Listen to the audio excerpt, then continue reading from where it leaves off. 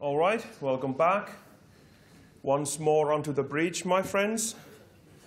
The last thing that we'll do today is that we'll have a general panel discussion on the themes of the book. And as you've noticed, we've now again changed languages. And we have here Professor John Hedley-Brooke, Professor Simo Knuuttila, and Markus. Professor, yes. And would you like to start, Markus?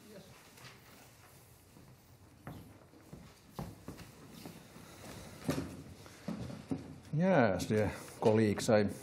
I'm Markus Ulin, and my duty is to work as a research professor at VTT, Technical Research Center of Finland, and my specialty there is spent fuel disposal, actually modeling spent fuel final disposal, spent nuclear fuel. And I think I start by just explaining what I have actually been included on which kind of science, and because it's actually quite interesting history. When you're old, you are starting to understand that. Yes, but I was more or less interested in quantum field theories and all that kind of topics when I was young, but then I changed to many to different kind of problems, environmental problems. But first, maybe I say that I have always trusted. I have never been. I have think that it's good to think in a scientific way. On the other hand, I have all liked to be a Christian. So, but that means that I must admit that I must always be quite critical if there is something that says that the science is supporting Christian or any religions. Because if you have positive attitudes towards something, then you must be more critical. At least I feel so. Yes, but I have to leave these quantum field theories. The last time I heard, it was almost 30 years ago when I left this Department of Theoretical Physics, that there was some discussion that is your time and space still continuous? Because they started to think that the time is discrete. I return to that soon.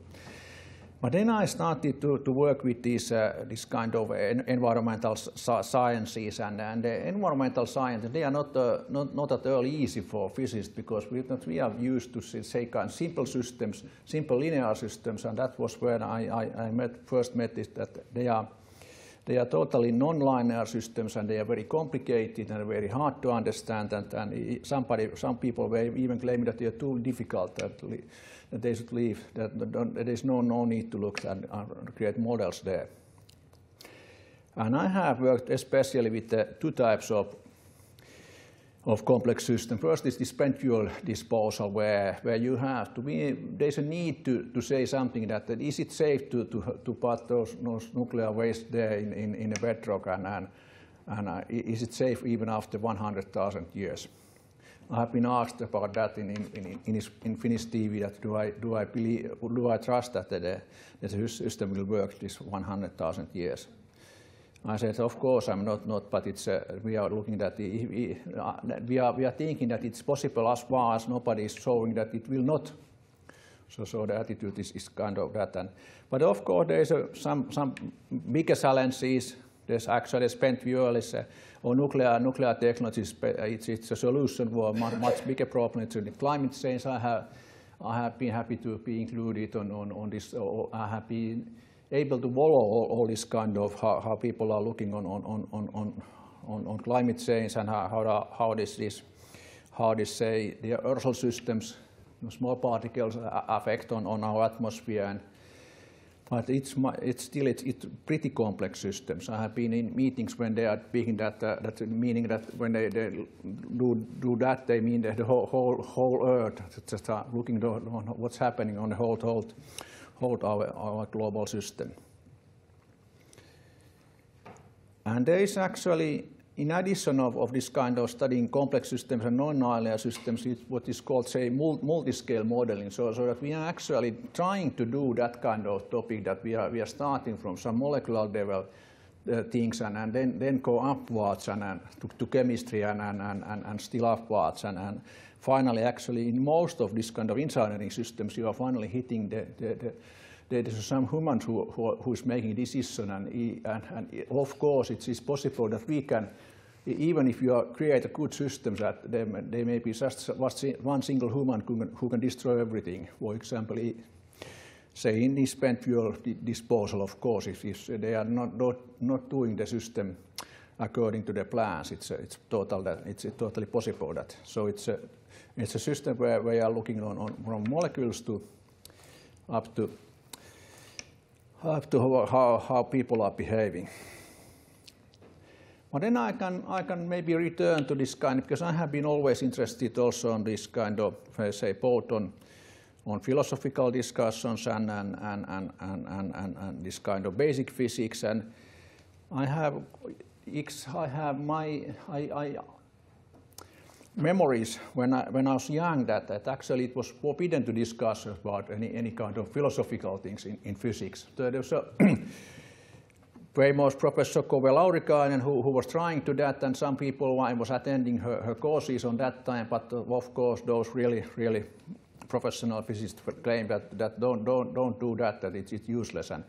And I have now in this during last year I have looked on these very deep theories about quantum gravity, and in those books that they claim that this kind of philosophical discussion has stopped, say, for the last 50 years in physics, because physics has continued to develop its on details, not on these kind of large problems, but on details. And it's very nice that in those kind of discussions when you are thinking about quantum gravity actually means that how to create this space and time and geometry, all we can say, which kind of quantum processes are creating them.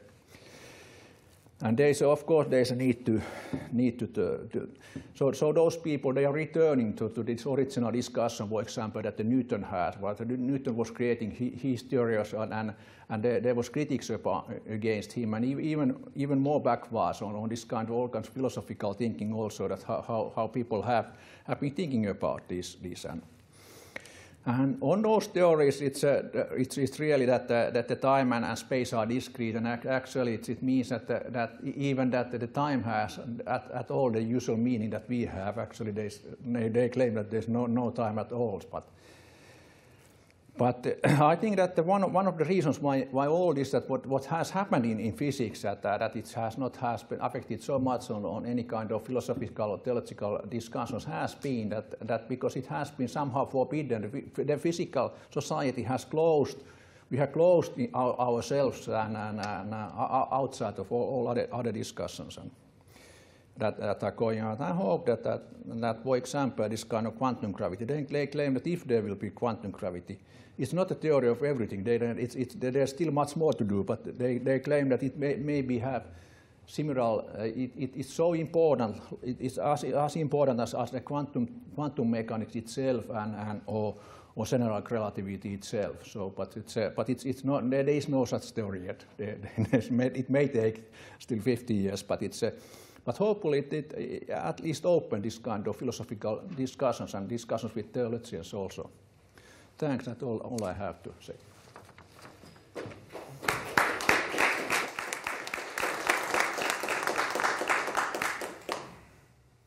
Go ahead, Simo.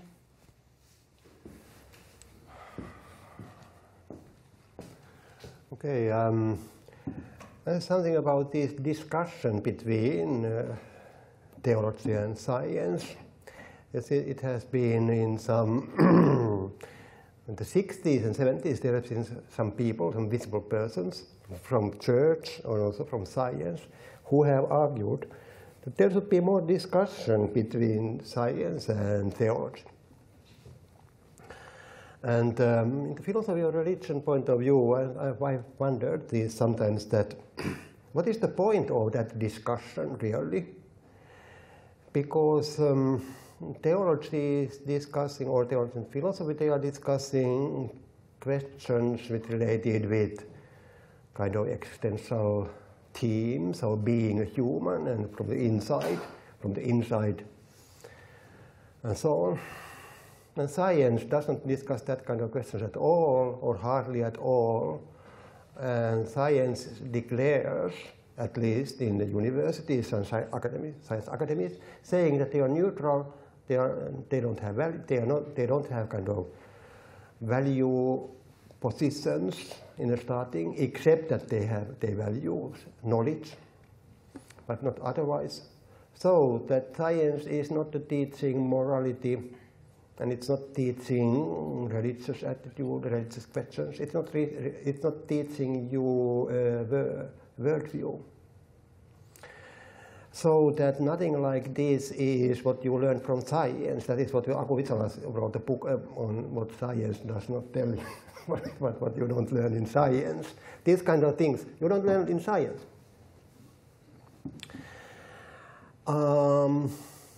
One might think that if theology would like to discuss with somebody, it might be more discussing with people who are interested in these existential type of questions, or questions like justice and or social justice, or meaning of life, and so on, and not with the big institutes which declares that it doesn't have anything to say about that. What is the point of discussing with it? Now that is. You might have asked it that in the late medieval theologians who became so extremely interested in science, that unfortunately they did not put the question in that way, and historians are very much difficulties to understand how it goes like that. And what is the point in that? Because they don't believe that they somehow they did not, this science side in them, because they're the same people, they didn't learn anything much really from theology in doing science. But it seems to me that not even otherwise, because the solutions to the question which they gave from the point of view of science were so kind of irrelevant, I think.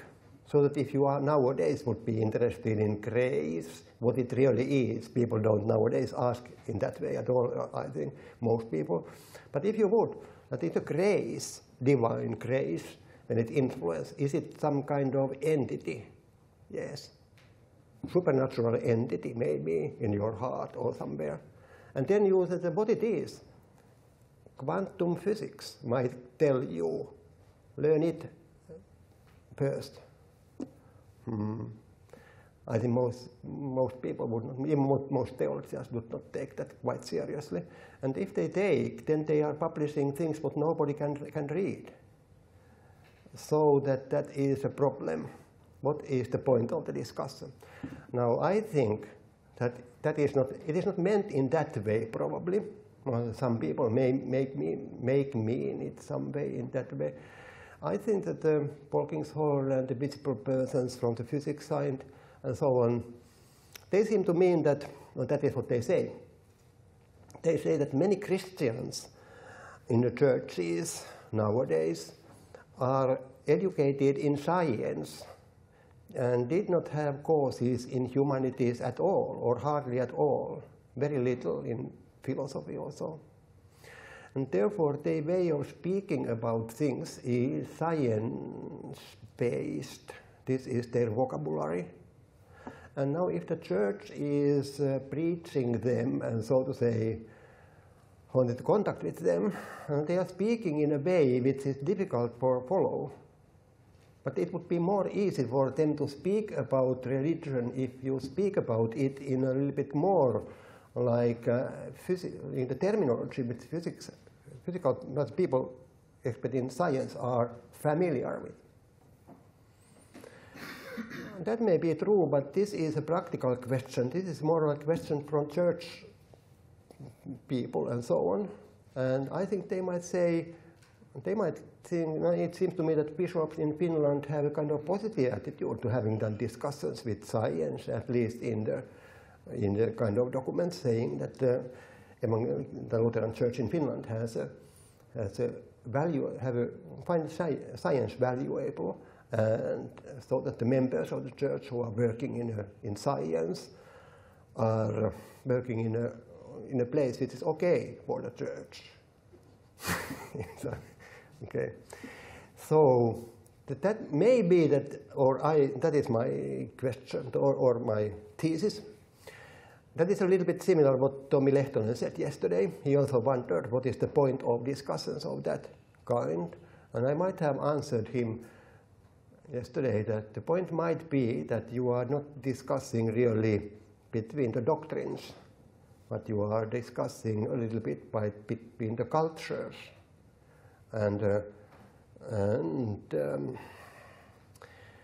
Right, thank you.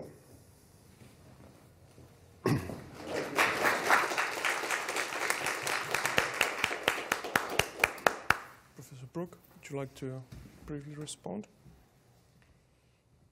This is a brief response to those very interesting remarks we have just heard. I was very struck by your opening comment that if one takes an interest in these subjects as both a scientist and as a person committed to a faith tradition, one has a special obligation to be critical. And I think this is true in one respect that I'd just like to tease out for a moment. And it reflects a discussion I had with a colleague here this morning. If science seems to produce a theory, a new system of axioms or whatever, that might seem to support one's faith in some way, it is very easy to adopt that new science, almost for the wrong reasons. You might adopt it precisely because it does seem to support a particular reading of Scripture or a particular faith position. And some of the great scientists in the past have been very conscious of that danger, of how the church can actually make a fatal mistake, not by opposing new science, but by accepting it too uncritically if it seems to support a particular doctrinal position. The scientist who two of us were discussing this morning is the great Scottish scientist from the 19th century, James Clerk Maxwell, a pioneer in electrodynamics and in unifying the forces of nature. And Maxwell issues exactly that warning. Be careful. Be careful, because scientific theories change very quickly. Theological ideas change very slowly. And if you try to fit them together at any moment in time, you will soon be in trouble, or you might be. And there are many examples from the history of science where that mistake has been made. An interesting case in point, actually, was in early 20th century cosmology, when the first formulations of what became known as the Big Bang theory took shape. Through the work of the Belgian Jesuit Georges Lemaitre, very interesting example of a man of faith actually originating what became a powerful new scientific idea. But he was very, very careful as a studious and critical scientist. He was very careful not to use that theory to endorse or authenticate a doctrine of creation. And the trouble was, it was very tempting to do that. A singular Big Bang was not that the moment of creation, and therefore a vindication of Christian doctrine. The Pope, a few years later, made exactly that mistake and annoyed Lemaitre for having fallen into that trap of using a new form of science to authenticate a faith. So that's a very interesting point I just wanted to develop from what you said. On the question of the barrier or the gap that can arise between the sciences on the one hand and the philosophical or theological subjects on the other, it is certainly true that many of the scientists I have met as an academic working in the history of science have been deeply suspicious of the philosophy of science and regard it as more or less useless, an abstract subject developed by people who don't actually do science, and because they don't do it, they have no authority to write about it. And that kind of attitude, I think one does find all too often. But it does occur to me that you certainly can't become involved in serious discussions about science and theology without having to address some very fundamental philosophical, epistemological issues. And let me just give you a couple of examples of this from the scientific myth, if you like, with which this conference began, and which you find in the title of the book that some of you have purchased.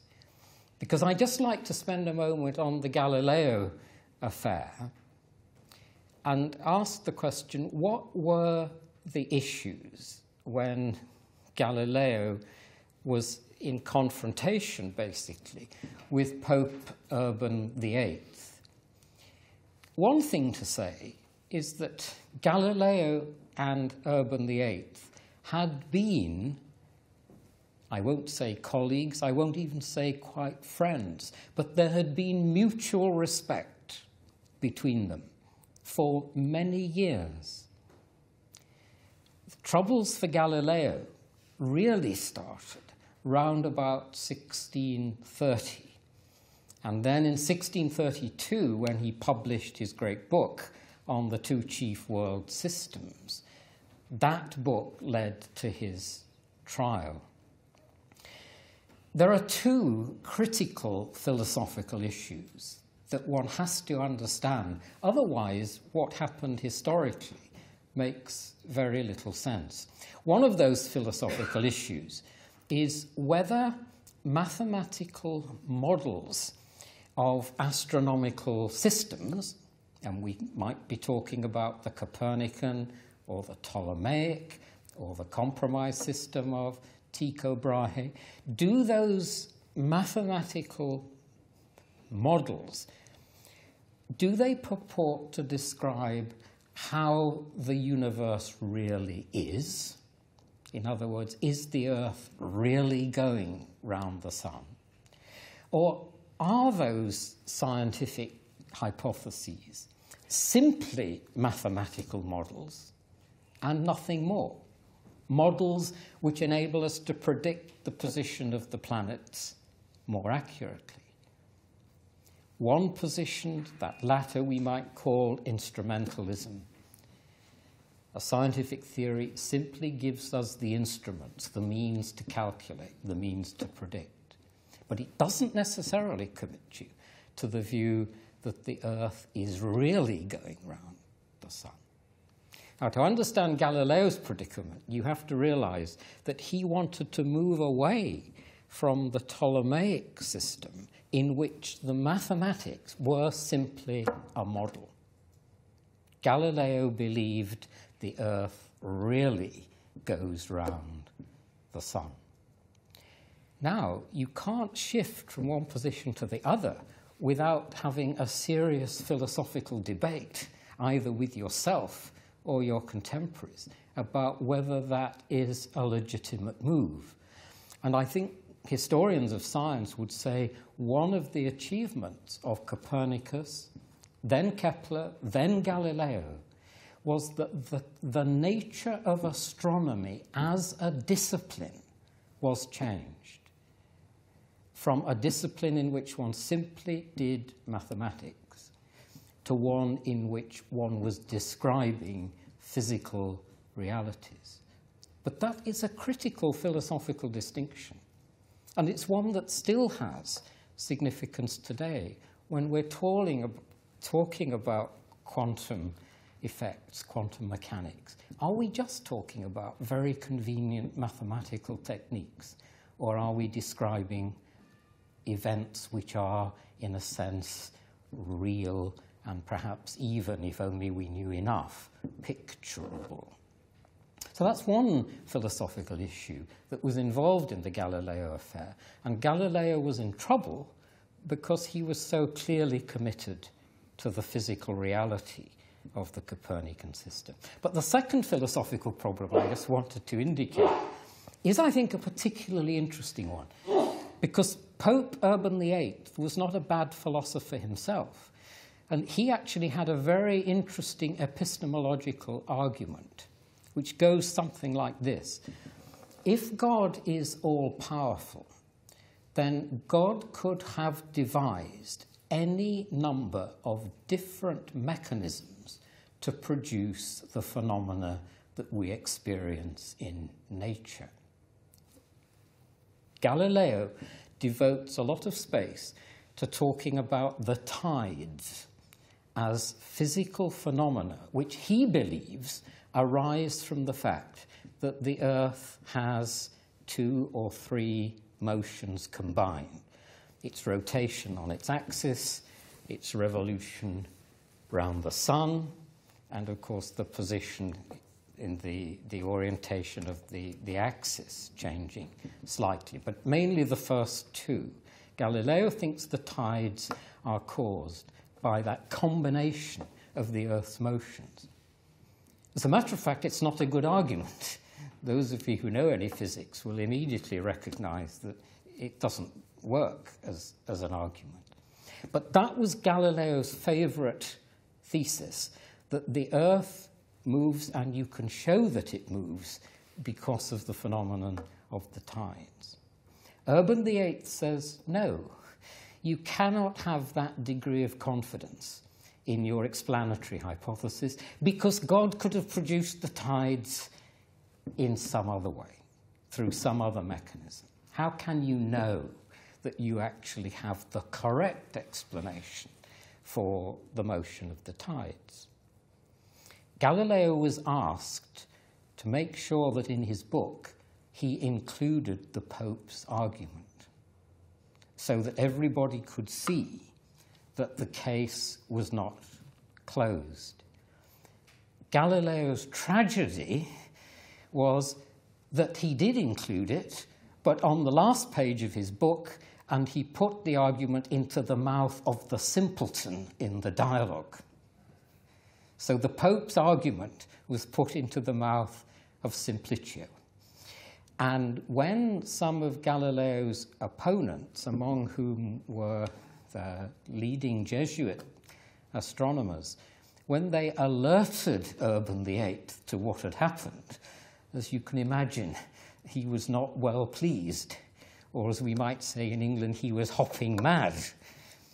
And so to understand what is one of the great myths from the history of science, that Galileo went to jail because he argued for the Earth's motion, the story is actually much more interesting and much more subtle.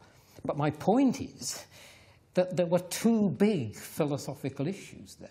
What is the epistemological status of scientific theories? And what kind of riposte can there be to the skeptical argument that Pope Urban VIII insisted Galileo should include? And then by including it, Galileo runs into trouble. I thought you might just be interested in that, because the Galileo affair is obviously right at the heart of the title of the book that has been translated. I think, too, if one is going to ask why should we bring science, philosophy, and theology into dialogue with each other, it is surely the case that there are many, many words that we use in such philosophical debates without always stopping to ask what we mean by them. Akhu yesterday asked us to consider what we really mean by the word religion. And you can equally ask the question about what we really mean by the word scientific. These are words we use every day, but not always stopping to think. And in the dialogues between science and theology, or between scientists and theologians, a very critical word is naturalism. And the word naturalism has come to have quite a high profile in these debates. But we need to be able to analyze and think very clearly what different meanings that word can actually have before we can resolve the issue whether science is committed to some kind of ontological naturalism, or whether science simply accepts as a method what is sometimes called methodological naturalism, where you assume that you can give a naturalistic explanation, and of course very often, if not always, you can. But it doesn't necessarily follow from that all that is natural, because that takes you into a different sphere of debate. So that's just another example where it seems to me we can actually fall guilty to a rather superficial analysis of the problems if we don't define exactly what we mean by a term like naturalism. And on the question of conflict between science and religion, which many of us as historians regard in itself as a kind of myth, because there has been much harmony in the relations between scientists and theologians in the past. It's not just a story of conflict. But where we're thinking in terms of conflict between science and religion, when you look at the controversies that took place in the past more closely, you often find that to describe it as a conflict between science and religion is actually simplistic. It's profoundly misleading, because what is often involved is that it is a conflict between two kinds of science in which theology becomes imported on one side or the other to support whichever case is looking for additional support. Or the conflict might be conflict between two different theological positions in which science is imported by one side of the conflict to justify its theology at the expense of the other. And I could give you a lot of examples from history where that has happened, where science is imported to give support to one side of a theological debate. So it's not simply science versus religion. It's often something much more interesting going on. But we do need to look at the details, I think, of the history to get that straight. So those were just a few thoughts that occurred to me on hearing what we've heard just a few minutes ago. And I'd like to thank both speakers for just prompting that line of thought. But that's where I'll leave it for the moment. Thank you.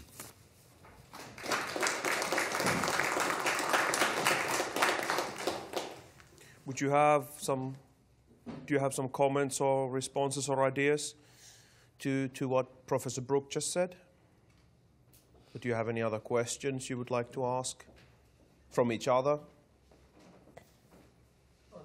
Okay. May I say about when you spoke of the not Descartes, but Galilei and Bellarmine. Bellarmine was also involved, the cardinal there. And exactly this last example of tide and so on is interesting in that respect, because in the 1610s, 15 or something, when he was discussing, when Galilei was discussing with the Cardinal Bellarmine from the Catholic Church on the Pope's office, and the Cardinal who was Jesuit told Galilei, that sent a letter, and also in the discussion, that the question of whether the Earth is turning round is, it's possible that it is, really, because there is some probability for that. And also the many in his time has put forward that as a possibility. So that the church is interested to see what is the truth here. Until now, it is only a probability which is not kind of so high that you should kind of be compelled to be able to believe it. But if there will be more evidence, then the church is going to change its teaching about this and maybe even other cosmological things. But because this is a big issue, the church is habituated to teach that it is true, that it is not moving and so on. Therefore, it is not ready to make this change very quickly. Yes. It needs to have almost kind of certain evidence. And if there is such, then the church is going to change its position, because Catholic Church is not willing to teach falsities. It wants that they are true. This is a part of this, because this, I think, what you mentioned is very, very interesting last page, where this is these small remarks on these tide waters changing. That seems to be related with this, because it is said that if you have Galilei mistakenly believed that the turning movement of the Earth is explanation for the sea going up and down every day. But then the Simplicius is saying that there might be other. That may be that is Calvinist or himself seems to say that it might be other ways to move it. But now the church would be his point is that in order now to give it as an evidence, and if that is going to be kind of decisive, as Galilei thought, then it should be kind of necessary. It should not only be one addition to the cumulative argument, it should be decisive. And now it seems to be, after all, speculative. You can explain that also in other way. Yes. But if you put it really a kind of geometrical proof, then you cannot do it other way. And that would be, though that was a part of that discussion. But on the other side, I think nowadays, I think that the discussion between science and religion nowadays is not at all in these terms, because the church, all big churches are doing as in medieval times when they followed Augustine, who said that you don't learn very much from nature, principles of nature in Bible, because Bible, the divine truth given in the Bible is given in accommodated to the human intellect, and not the most clever people among the humans, but basically everybody. So that the story of creation is told in the Bible in such a manner that the humans, independently or whether they are clever or not, they understand enough about creation and as a Christian doctrine. And therefore, you should not, that was what the most medieval repeat, most theologians repeat that it is accommodated. And and therefore, Albert the Great says that natural things are explained naturally. De naturalibus naturaliter. Give a natural explanation. Don't read it in the Bible because you don't find it there.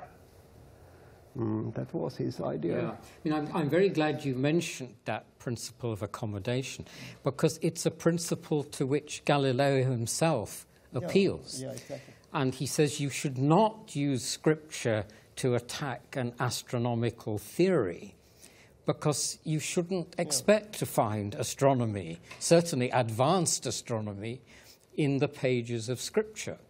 because Scripture is accommodated to the minds and capacities of common, simple folk. So it can be used, this idea of the accommodation of Scripture can be used to create the space for scientific freedom in discussion, because you don't, on this view, have to keep referring your science back to the authority of Scripture. But I think it's worth saying, in addition to that, that Galileo was not always consistent, and he was sometimes his own worst enemy. And he does, in fact, start interpreting Scripture through scientific categories. He has his own explanation for why Joshua commands the sun to stand still in chapter 10 and verse 12 of the book of Joshua. And I think this means that Galileo is playing the game as a layman of reinterpreting Scripture through scientific categories, even though he says you shouldn't do it. And in so doing, he creates a problem for himself. That may be one thing, really, because that was the time when church has the monopoly for explaining Bible, and they were not at all welcome to other people coming to the same business. Exactly. He looks too much like a Protestant. That is what Descartes... but that is for the same in the Protestant church too. But that is what Descartes, when he got the idea that France was anyway so Catholic country, and for his philosophy, it would be good if he can serve a little bit theology, making good services to theology. Therefore, when he wrote this piece where he proves that the sacrament of altar or the Eucharist can be well explained by his speculative ontology in his physics.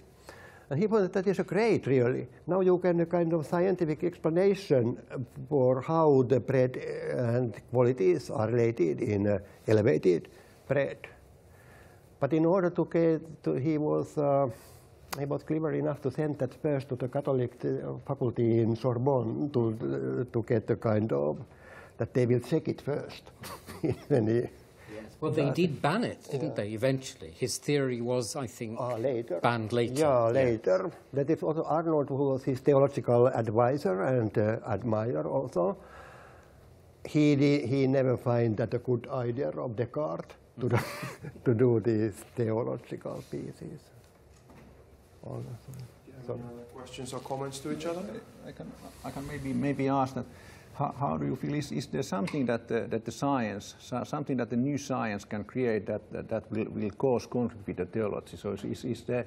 Can you see something from say from these kind of brain studies or from quantum gravity, which will change how we are thinking about space and time? That is how do you see the future? How do I see the future? Goodness me. Historians always say the future is not my period. And I'm tempted to say that, I think. One thing that does interest me, actually, about all the brain science is the way in which it seems to be used by some people, not universally, but seen by some people almost to justify the belief that human beings are not responsible for their actions, but there are things going on in the brain which we cannot ourselves control.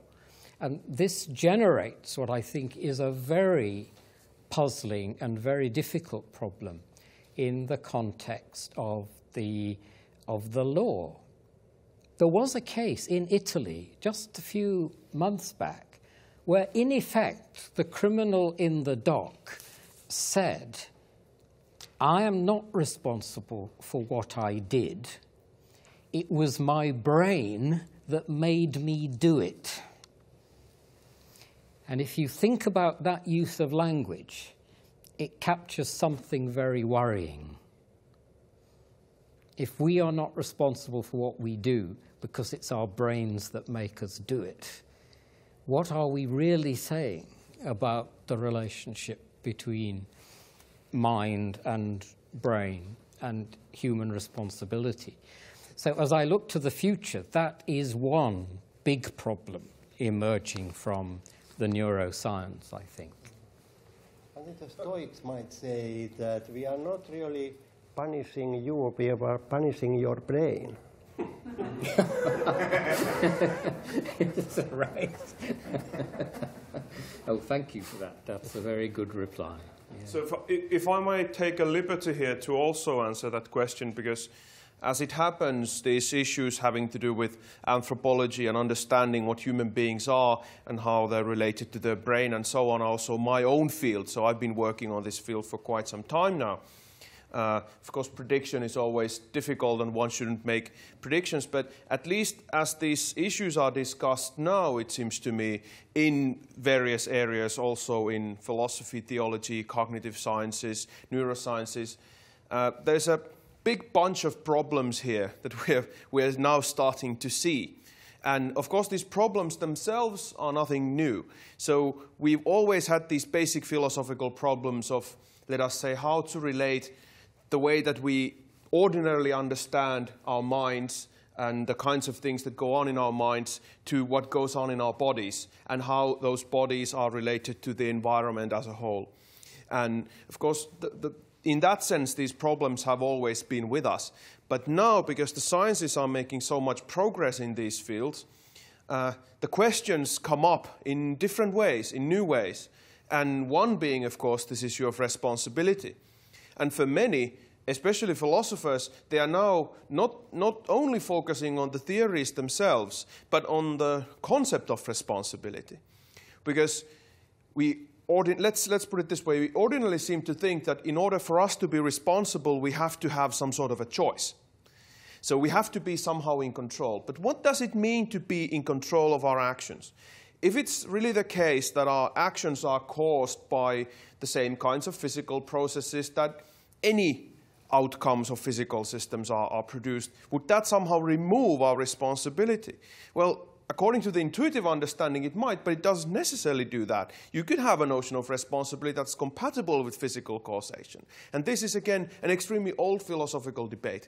So in that sense, I don't think these questions they're not produced by contemporary science, but they are made more salient by these theories. And also, we are dealing with issues that have to do with artificial intelligence, for instance. We can build robots, we can build programs that seem to think like humans. So what's the moral status of such things? And to make the whole thing even more complicated, it's not just what to think about how these things work, but it's also about moral status, what it means to be a person. And as Professor Brook took up the idea of responsibility, well, that's a very human notion. That's a very deep, ethical, philosophical, judicial notion. And because of that, these things tend to be rather complicated. So I think this is the field where we have our work cut out for us in the future. And this is the kind of work that needs to be done, and not only in the sciences, but also in philosophy. So I want to emphasize, for my part, at least what Arto Laitinen was saying in the morning, that we can't just deal with these issues science head first. We have to look at the broader picture. And philosophers and philosophy in general, and not just philosophy, but broadly speaking, arts and humanities and social sciences should have their say here. And that's, I think, one reason why we would like to think that this dialogue, general dialogue between science, philosophy, theology, and other fields is important, because these questions are not just clearly scientific questions of what's going on in the brain. No, it's not just that. It's, if we construct a brain, is that a person? Should that thing have legal rights? And that's not clearly a question that a physicist can answer. You need a philosopher and a social scientist and a politician, or perhaps even a couple of priests, or something like that. But I think you get where I'm trying to go here. My colleague in Oxford, Keith Ward, who had the Regius Chair of Divinity, was once asked the question, would you baptize a robot? And Keith's reply was, yes, if he asked me nicely.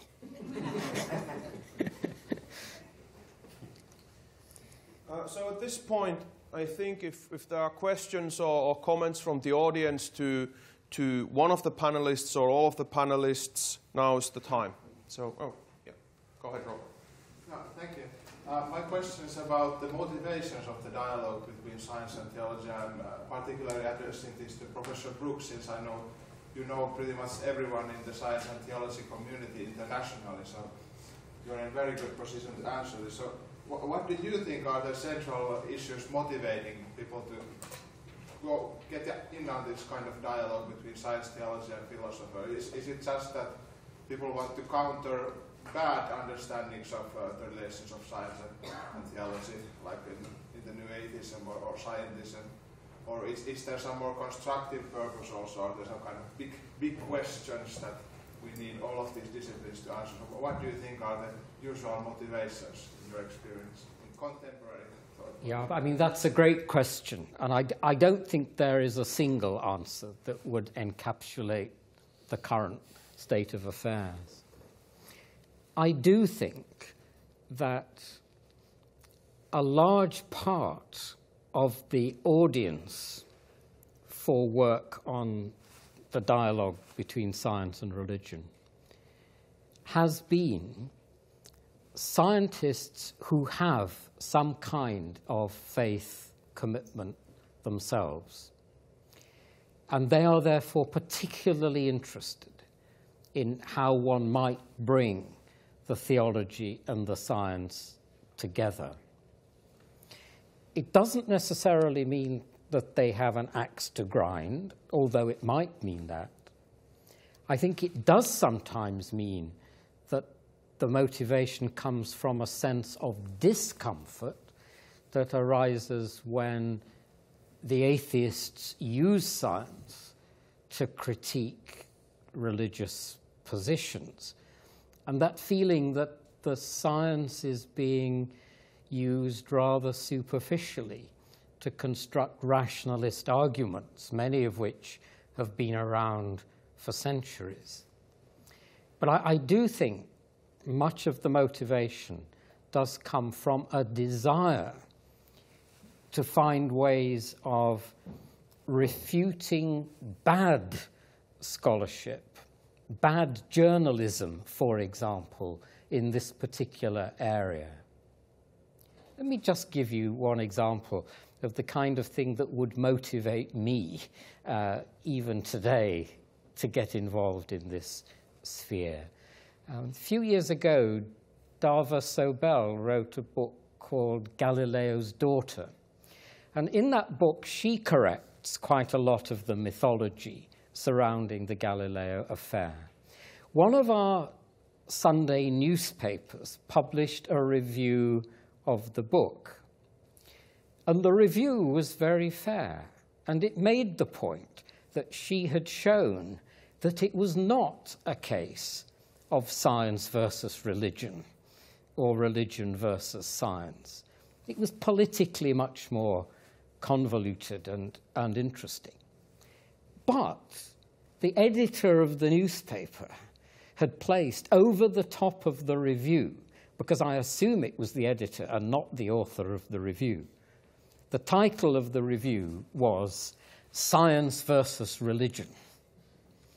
Now, neither Dava Sobel nor the reviewer believed that that was what the book was about. But it's a catchphrase to grab the attention of people. The Cambridge church historian Owen Chadwick made the point some years ago in a book on secularization that many Victorians were not particularly interested in science, nor were they necessarily particularly interested in religion. But boy, were they interested in science versus religion. I think that's a very interesting remark, because there is something of that in our culture today. And I would say that the motivation of many people who work in this field is to try to correct some of the nonsense that one finds in the press, on the media, in trite remarks from politicians, silly remarks, sadly, sometimes from the clergy, ill-informed remarks, sometimes from scientists who are simply illiterate in the humanities. So there is a considerable range. But I do think the core, as I said at the beginning, if I look back on the people who have been instrumental in organizing societies for the study of science and religion, they are usually people with a background, at least in the sciences, and who are seen as representatives of particular religious traditions. Does that make some kind of sense? I mean, I'm sure we could think of other motivations too, but those are certainly very strong. Yes, thank you. I think I would also like to comment on that. I'm basically the chairperson, but part of the panel in a weird way, so I might as well just say something. My experience is not clearly as broad as Professor Brooks, but let me give you a few examples. And my basic claim is this. It seems to me that people in one of the big problems, of the even structural problems in the field, is precisely this fact that people who are engaged in it have so many different kinds of motivations, and they think they're doing all sorts of things, and they all have a different view of what they're actually doing. And that's sometimes really disorienting when you go to a conference, and science and religion dialogue conference, something like that. You go into you join the International Society for Science and Religion or something like that. What you encounter is people with a lot of different motivations. One of them is to kind of integrate worldviews. So people who have some sort of philosophical commitments, faith commitments, or anti-religious commitments, what they want to do is to integrate their own worldview, this basic worldview, with some scientific, good scientific results. Okay, well, that's one thing that goes on. Then there are more specific interests. So there are people who are, to some extent, anti-religious or atheists, but they want to engage in the dialogue because they want religions not to radicalize. To become radicalized. This kind of logic doesn't really work here in the Nordic countries because we don't have that, but in the US this is a big business. So you take someone like a philosopher of biology, Michael Ruse, who's written an essay into the book. Well, he's a good example of a person like this. He's been involved in the science and religion dialogues and debates for 30 years, 35, for a very, very long time. He's a well-respected member of the community, so to speak. But he's rather dismissive about religion. He thinks that religion is pretty much false, all the claims are false, but it's still something that people do. But then on the other hand, he thinks that it's not good that people are creationists. That's not very good, because that goes against a lot of good scientific data. And the way to help religions to deal with things like creationism is to engage in a constructive dialogue and foster the kind of theology that can take in evolutionary theory. And he himself has argued in many books that it's perfectly okay, you can be a Christian and believe in evolution. And he wants to make that point not because he wants to defend religion in general, but he wants to avoid religion becoming kind of anti-science institution. He's a kind of apologist for science, but he wants to take religions in and wants religious people, especially Christians, to take in scientific results. And that's, again, a completely different kind of motivation. So he's not seeking to integrate any religious and scientific worldviews in the sense that he wants to enhance his own worldview. He thinks that he has the right worldview, and it's naturalism plus Darwinism, neo-Darwinism, and that's the worldview. We know that that's true, so no problem. And so he's not interested in putting any religious things on it, but he's trying to say that it's possible. And again, one example. And then, of course, there are various kinds of retired scientists who happen to be just interested in the field, and sometimes in conferences, if you permit me to say something personal, they're a bit of a menace, those guys sometimes, that retired scientists, but not always, of course. But in any case, very different kinds of motivations, and that makes the whole field, I think, quite, let us say, pluralistic. Oh, Simo, you had something. In philosophy of religion point of view, I think this discussion, it seems that those who are interested in theology and science, really, are usually a kind of realist, so that they have a realist view of theology and science. Because if you don't have if you are not a realist, then there is not so much motivation for that. You don't find that very interesting. If you are a realist, then you usually, as they say, they usually argue something like the unity of truth, or the unity of theory, and the unity of truth, and so on, so that you believe that basically things are in some way, and you are trying to approach it. That is their view of science, and then they believe that the theology might be similar somehow, even though it is not, but they believe it so, or they think that it might be, and then they go to from the different directions to somehow approaching the same.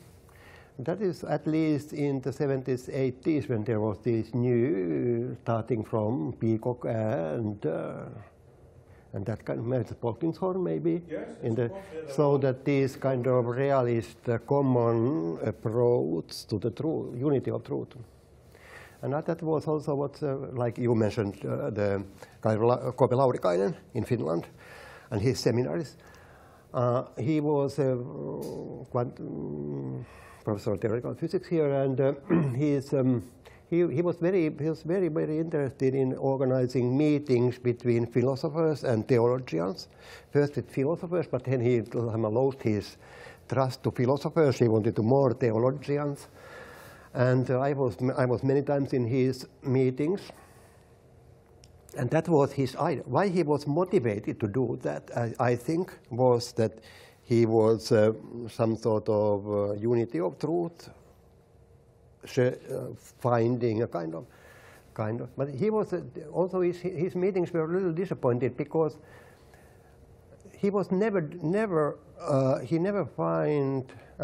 satisfied what philosophers or theologians said. He was always saying, he never whatever people said, he did not care about that too much. He mentioned it, then he went back to his own theory.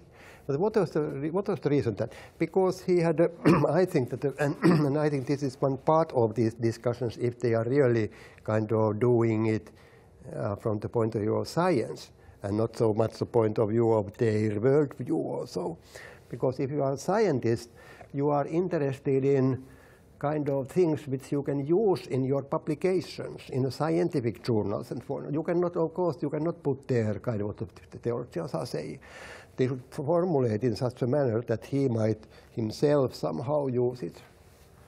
And that is, I think, that is what I meant that the discussion is maybe the levels.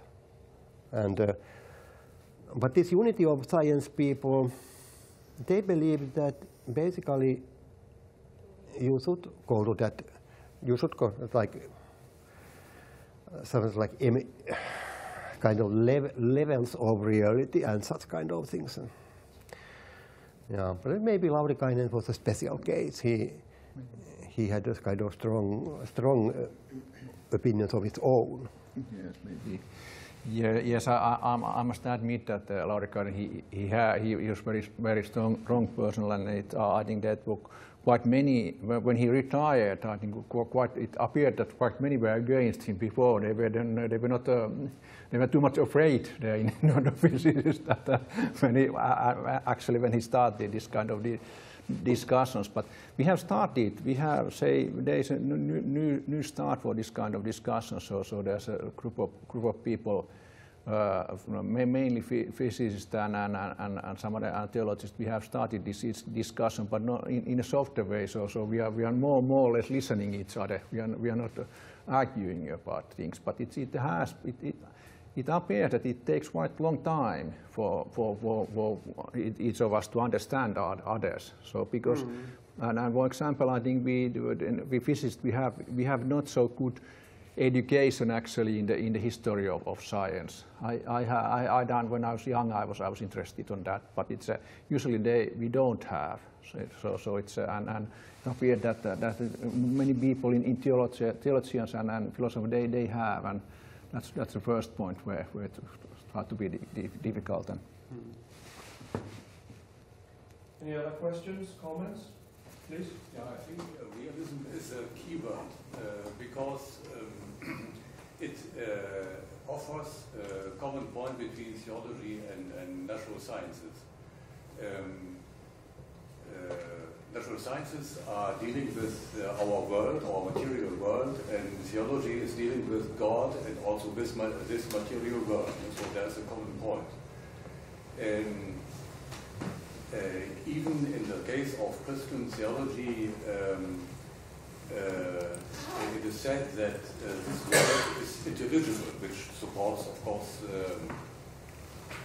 realism. And this entails that natural sciences and theology should have an epistemology that are in each one that are in harmony with each other. So there is a common point of possibly a possible concern. Let me make it. Let me take the example or the case of physics. There are good reasons to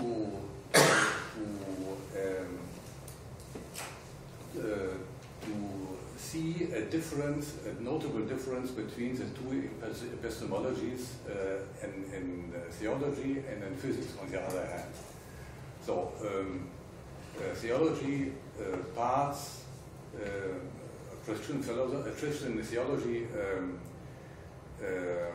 states certain intelligibility of our world, intelligibility for us humans.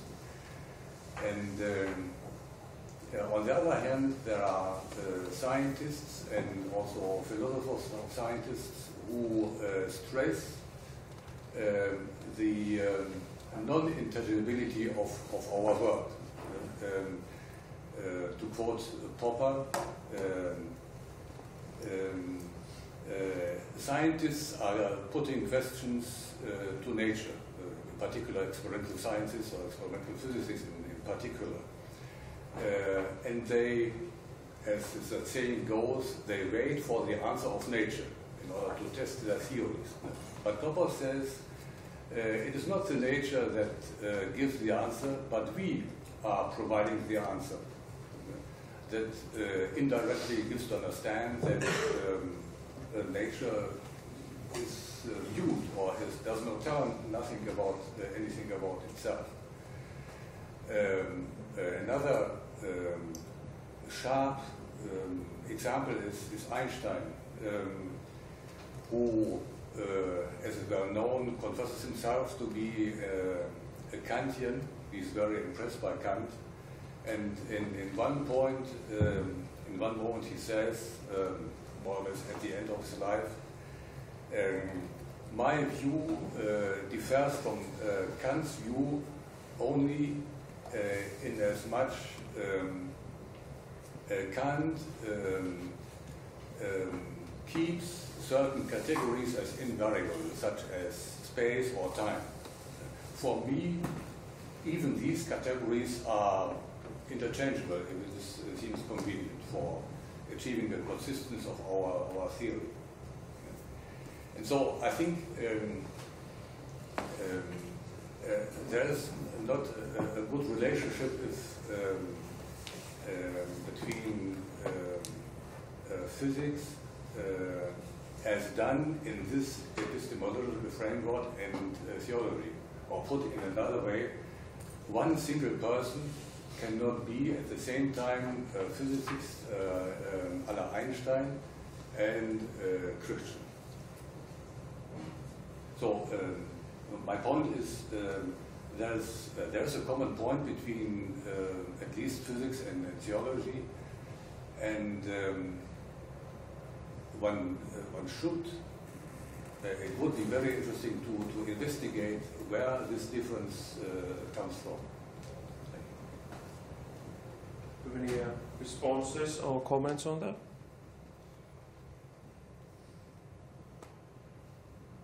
Well, I was interested that you brought Einstein into the discussion, because his own views on religion, as you probably know, are not at all straightforward.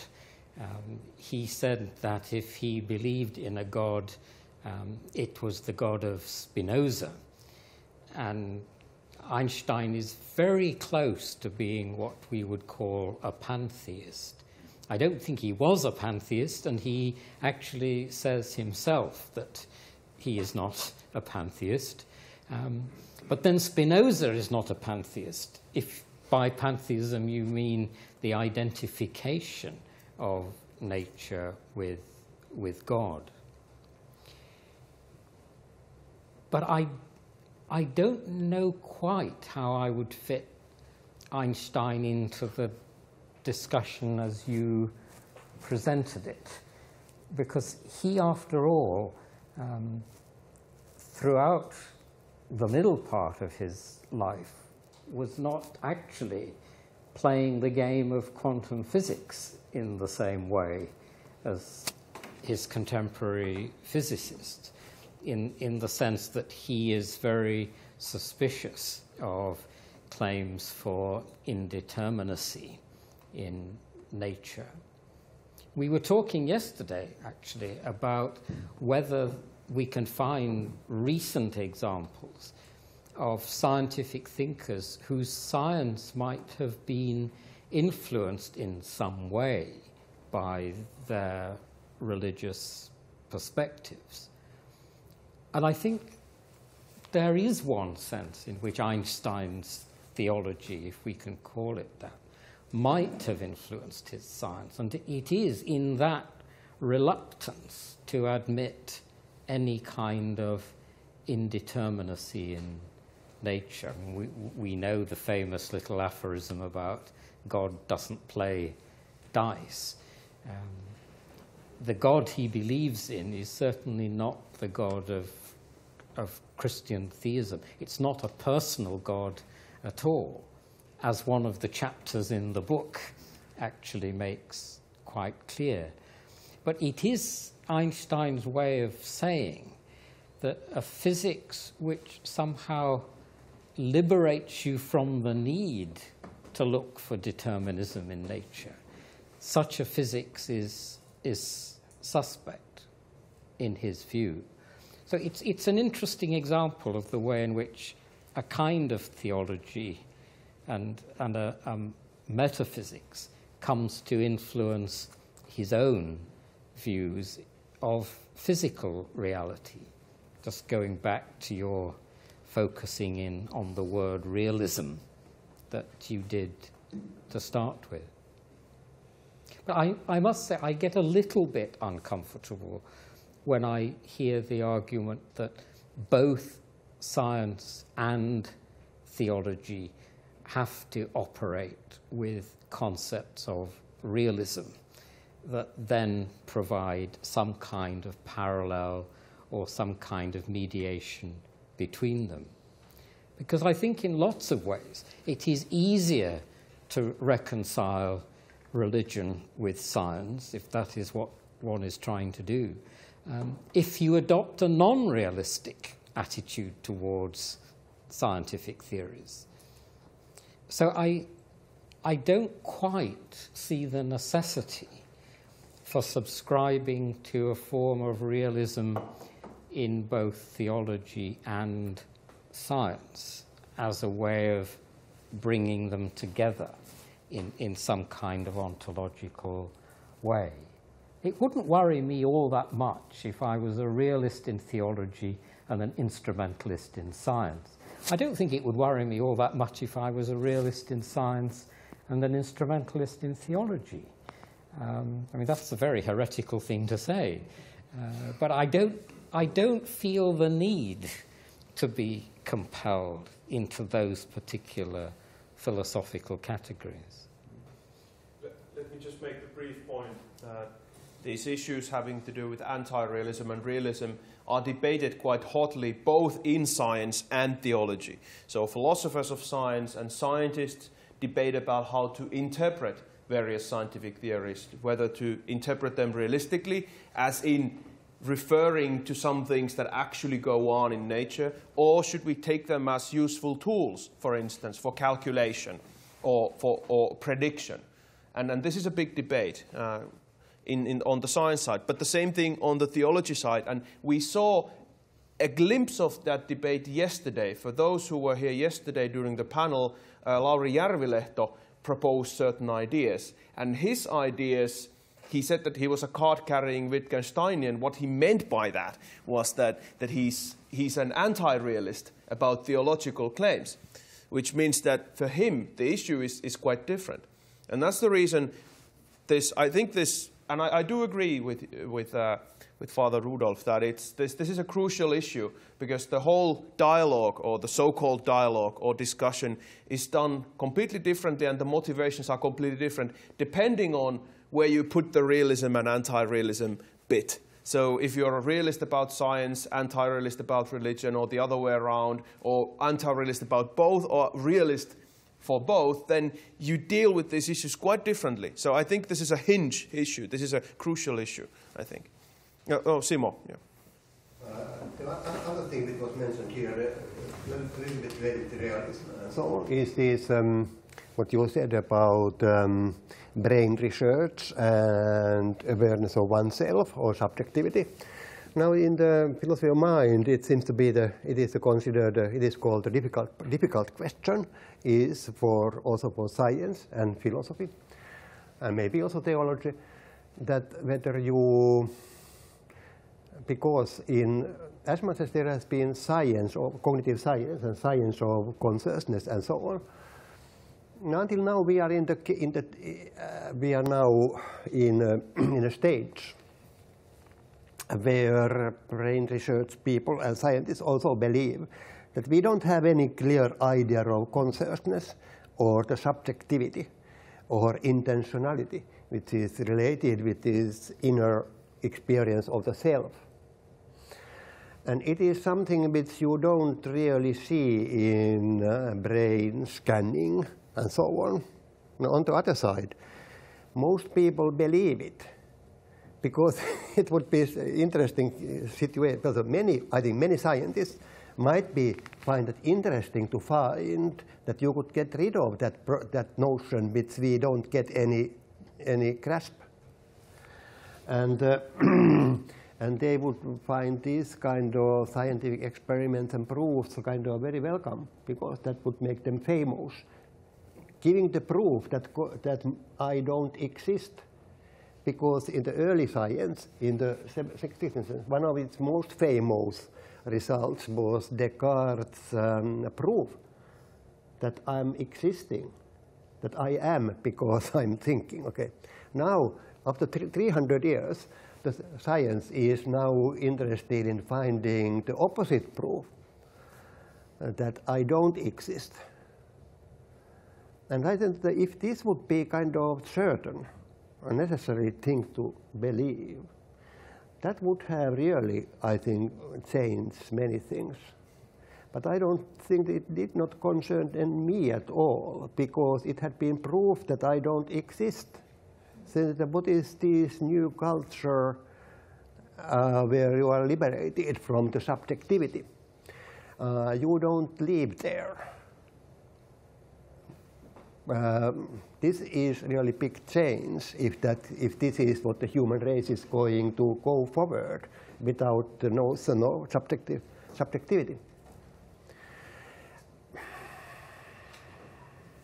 Panu, you had something? Oh, yes. Coming back to the motivations once more. Many people are motivated by social and ethical problems also in the dialogue between science and theology, seeing that or believing that there are problems that would need the cooperation of people from both fields. For example, Ajan Babur, one of the pioneers of the field, was very keen about environmental and social issues also. But that brings us to another problem, which is the relationship between normative and descriptive elements in academic research and activity, which is a tough question in Finland also. So, any thoughts about this sort of ethical motivation for the dialogue?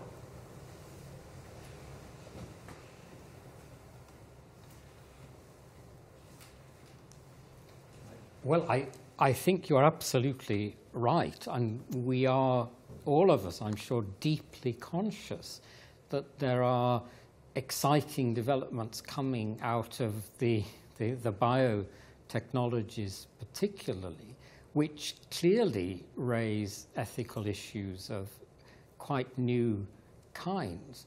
I'm thinking now of the particular movement or development in science called biosynthesis, where we shall shortly be in the position, if we're not already, of being able to produce new species by simply using bits of DNA from different existing species.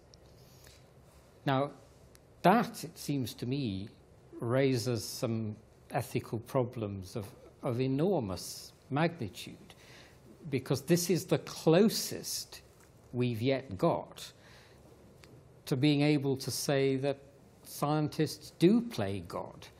It's a phrase that I don't like very much, and it usually reflects rather lazy thinking when people use it.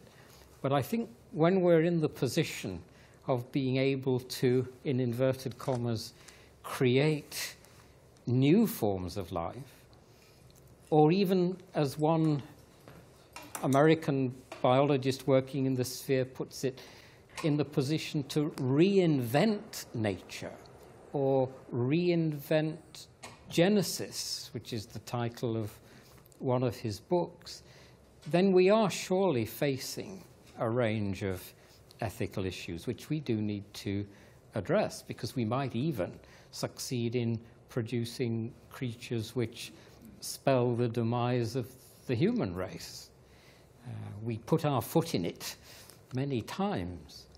So I do agree with you entirely about that, and that can be a very strong motivation for saying we need to look at this issue from a theological, ethical, philosophical, as well as a scientific point of view.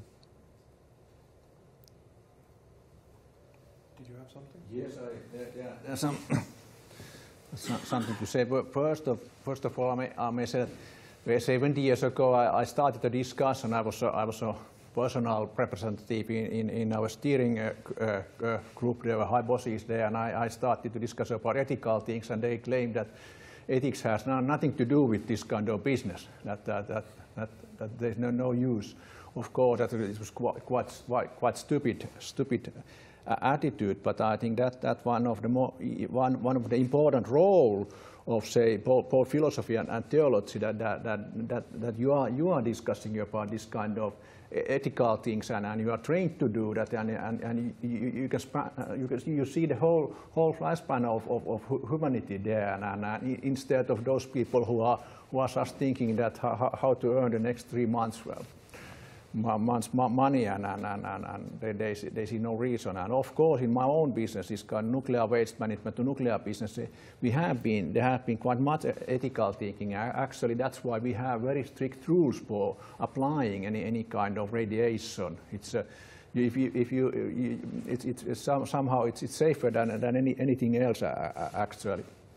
But there's another ethical top that is that I definitely know that many people there in the science campus, they are actually thinking that there is no need to have the theology at all in the university. So it's not a subject that should be taught at the university, and that's I think that's one ethical reason for me is this to look that the theology is also that you see the connection how that the theologies and philosophy that's actually very important for also for these sciences, even though there are people who are thinking that they can live totally without, even in that strong way. Any other questions, comments? We've got room for one. So the bishop gets the last one. One short question back to this Galileo affair, which is in the title of this great book, thank you for that, and in which you talk about why is this Galileo affair so popular? It's a kind of divine story for many people, like as an example regarding the hostilities or warfare between the science and the religion. Why is this so popular? I think for people who want there to be a conflict between science and religion, it is the perfect and simple example to wheel out, because everybody has heard of it, and to be able to point to the Catholic Church and say it made a dreadful mistake in condemning Galileo. It symbolizes what for many has been the oppressive role of the Church in suppressing freedom of thought. And I think it's just an icon for that whole conflict model, just as the Darwin debates, I think, are as well. Those are the two, I think, the two high points. But people use them as if those two episodes, the Galileo affair on the one hand, and then the clerical reaction to Darwin in the 19th century on the other, as if they epitomize a continuous story throughout history in which science and religion were antagonistic to each other, when in reality what makes those two examples interesting is that they are the exceptions. But we pounce on them because they have that iconic kind of value. If you ask people to name any other example of conflict between religion and science, other than Darwin and Galileo, I wonder whether most people would be able to think of another one. I think it would be actually a very interesting little exercise to check that out. But I do think that's the reason. And it's so sad, because the Catholic Church really did make a tragic mistake. There isn't any doubt about that. And it's more or less admitted that, had to, in more recent times. But I think we have to recognize that there are people who want there to be a conflict between science and religion, and that stories like that suit their purpose. Thank you. On that note, let us thank the panelists.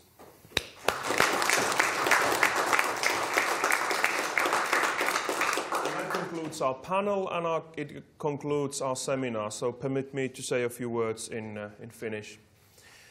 Tosi hienoa, että jaksoitte tulla. Toivottavasti teillä oli kivaa. Mulla oli ainakin tosi kivaa, vähän liiankin kivaa. Ja tämä ei ole kuitenkaan nyt viimeinen asia, mitä tämä meidän projekti tekee, vaan tämä oli nyt ensimmäinen seminaari. Ja seuraava on vuoden päästä suurin piirtein samaan aikaan. Tai nyt itse asiassa suurin piirtein, vaan tammikuun puolessa välissä.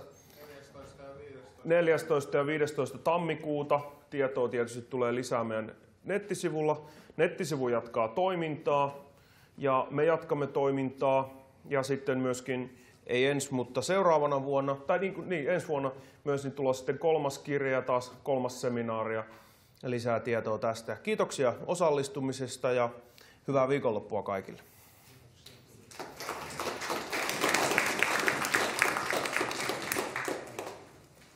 Thank you very much.